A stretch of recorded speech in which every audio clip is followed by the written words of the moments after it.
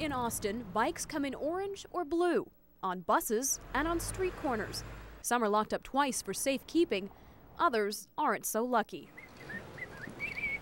But the yellow bike is a strange breed indeed. I don't know, it takes a special kind of somebody to come in here and volunteer and to take a total piece of garbage and turn it into a bicycle again. Thor should know. Patch on the tire and you air it all up, put the tire on the bike and then you ride it down the block and said yellow. Yellow bikes for free. Folks with the Yellow Bike Project have been recycling frames, chains, and wheels for 5 years now. It's volunteerism on its purest level. People donate bikes, and then people that want to hang out and work on bikes come and do that. The yellow bikes then become community property. I have seen the yellow bikes floating around town. The guy who had it was kind of mad that it was taken. I said, well, you can remember it's a yellow bike. Anybody can use it. But using it often means abusing it. And I almost took advantage of that once before, but the bike had 2 flat tires and the chain was missing. It may make you wonder, why does this program continue when many others like it across the country have already rolled off into the sunset? And it doesn't matter if people want to ride them or break them or steal them. It doesn't matter. Just do whatever you want with it. Because in the end, these folks say it's still one more bike that one more person got to enjoy, even if it was just for one more ride. Randy, let me know once you got them on air. We're going to be lowering the main line now. Is this going to be the way he's coming out? Are you ready? Ready. The Austin Fire Department's Special Operations Team spent the afternoon working confined space drills inside the Longhorn Dam. There's a variety of spaces within the city of Austin, and because they're not all the same, we need to be able to look at those spaces and work inside of them, so in the event that someone was actually trapped in there, we could rescue them. We got a short haul, Tommy. The Occupational Safety and Health Administration only requires AFD to do its confined space drill once a year. AFD does it once a month. So this is something that we have to know. The citizens are counting on us.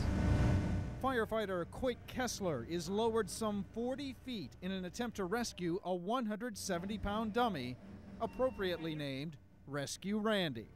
Once I get down to the patient, the priority in this situation, of course, is going to be first aid. That includes placing an oxygen mask on the dummy and securing it to a backboard. While the team always tries to improve on its overall time, safety is still the top priority. I've got a guy that's already down on the ground waiting for me, and I'm stepping down a 40 feet worth of ladder on top of his head. I've got to be really careful about it. Rescue Randy. He survived another one. 39-year-old Leanne Barry is halfway through her second cross-country bike tour. This one, from Oregon to Florida, will wind up next month. Well, October 22nd. My knees don't give out first. When it's over, she'll have logged about 4,100 miles, or as she likes to say, after 3,000, who's counting, you know? She can joke about her mileage, but no one's laughing at her ultimate goal of raising awareness about traumatic brain injuries. At every stop, she shares her own story, how at age 5 she suffered a traumatic brain injury, was in a coma for a month, and how it didn't take her long to realize that others now looked at her differently. Kids are cruel at that age. I was the only one I knew with a brain injury.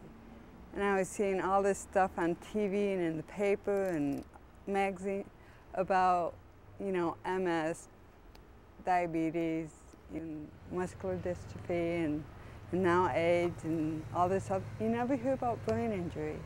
A tragedy, she says, when you consider 1.5 million people suffer traumatic brain injuries every year in this country, 144,000 a year right here in Texas. So with husband Ben driving the van right behind her, Barry spreads her message to those she sees not wearing helmets or seatbelts. I tell them, you know, hey, this is what can happen, and this is what happened to me. And, you know, it's nothing I would wish on my worst enemy. Are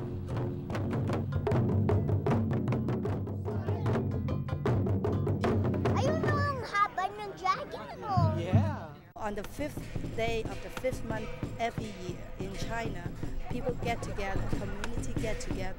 First to get in. We want to try to promote spirit, community spirit, team spirit. Michelle.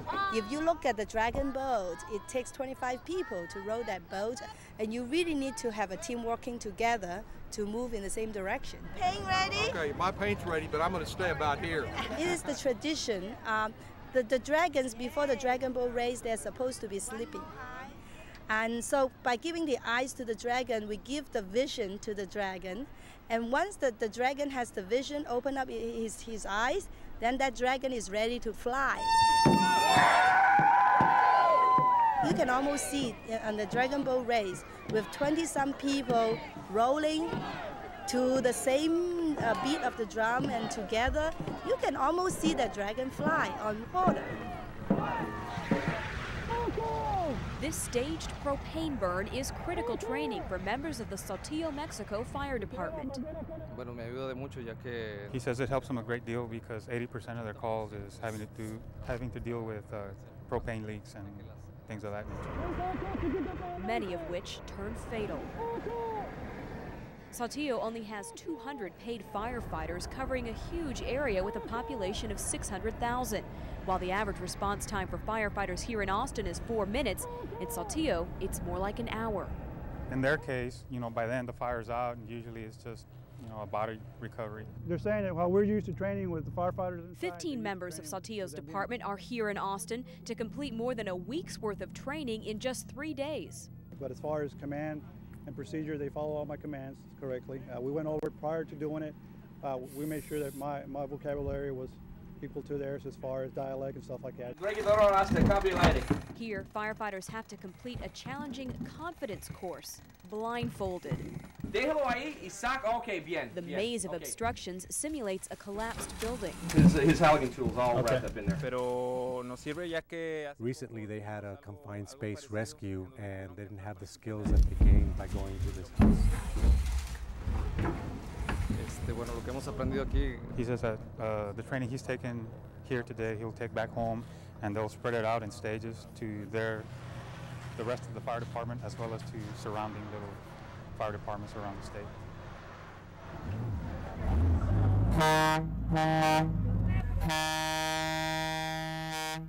This was my grandmother's 1965 Buick Electric, and I thought, what can I use to cover 21 feet of car? And toys. Every one-armed Barbie you ever thought of, every broken Hot Wheel, discarded Happy Meal toys have a beautiful new home. This is a 9-foot rat, 10-foot tail. He goes 25 miles an hour. He squeaks. And he poops potatoes out of the back.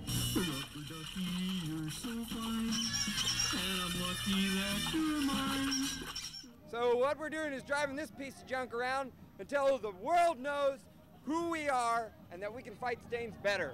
Rubber ducky, I'm awfully fond of